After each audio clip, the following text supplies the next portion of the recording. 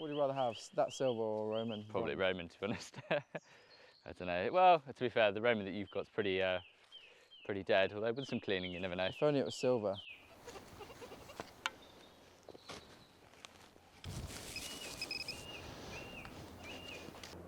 Another pesky shotgun cartridge. Yeah, well, I mean, you have to have the mentality that there's a certain number of those that you've got to dig to find something really good. So, yeah, relentless positivity is the only way to do this hobby.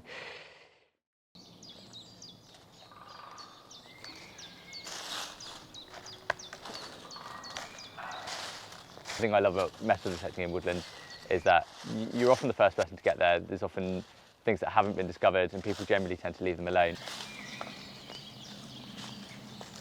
There's plenty of challenges, there's roots, there's things like that, but it's a double-edged sword because roots often bring things to the surface. But I mean, Joe can tell you this, it's pretty hard to get ploughed ground, isn't it, at the moment? Yeah, I mean, yeah. Most detectorists go after farms, ploughed farms, but a lot of them already have people detecting there now. So woodlands, many people don't usually think to look there, but you're usually the first person there detecting. So on ploughed fields, the plough can sometimes destroy artefacts, whereas if you're in the woodland, you know that the plough hasn't really been there. The plough can drag things for a long way from where they were actually dropped. Here you're able to actually excavate things properly and literally see where they were put or dropped. It's always a good idea to research the land before you come, because you can get an idea of what's been there before. So we're on that.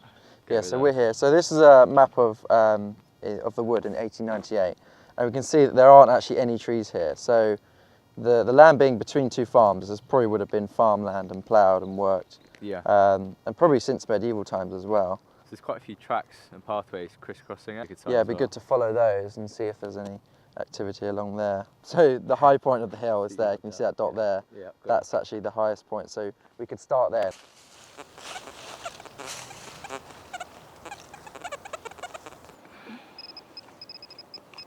Ah, okay. I think I know what that is. That's a trade weight. So I'm not quite sure how old it is, but basically for a set of scales, they've got sort of individualistic marks, hallmarks, if you like, to tell you who they were built, who they were made for, and which monarch they were minted under. So this one here's got a dagger on it. I mean, it could be as early as sort of 1600s, late 1600s, but probably 1700s, maybe Queen Anne, something of that sort of period.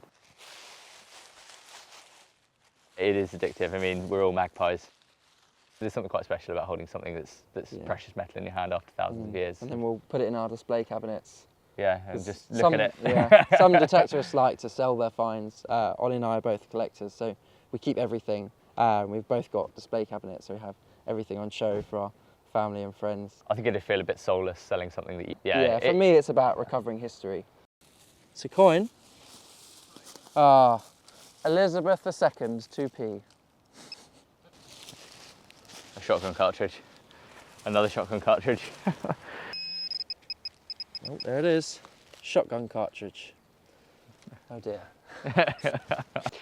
Just found a spoon. It seems to be one of those things that always comes up when detecting. Yeah, crap. Yeah, absolute tap. Right, tell me what you found. Well, it's a silver coin. I think it's George V. First silver of the day. Well, yes. Hopefully not the last. Anyone can take up metal detecting, can go out, buy a metal detector, but there are a couple of hoops that you need to jump through. You've got to get the landowner's permission, and you've got to report things in accordance with the Treasure Act. So ultimately it's about protecting history and protecting the rights of the landowner. But it's very peaceful. It's very easy to get sort of lost in your own thoughts, and you enter like a daydream. And I could be dreaming about anything, sort of dreaming about what underneath the ground, the people that were standing here before me, but you really just, you get lost in your thoughts, and there'll suddenly be like a loud tone and it will snap you right back out of it. Coiny sounding signal here, 89. Probably going to be another shotgun cartridge.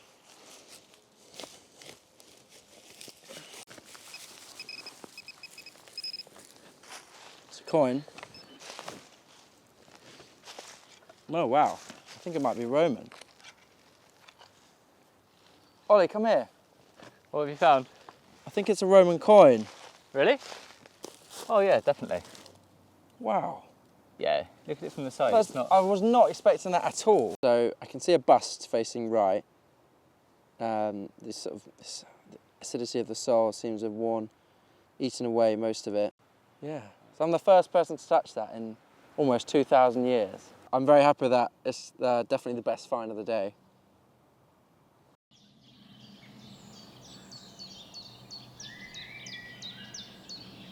So here I've got a Roman coin from the Emperor Constantine.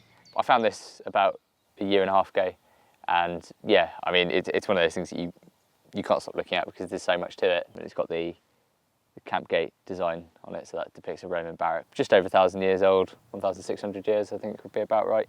Yeah, so pretty incredible. So this is a late Bronze Age spear tip fragment, so it would have been a lot longer than that. And this is from between 700 and 900 BC, so that's about 3,000 years old.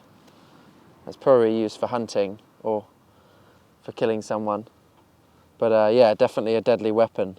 So it's one of my oldest finds in my whole metal detecting collection from 13 years of detecting.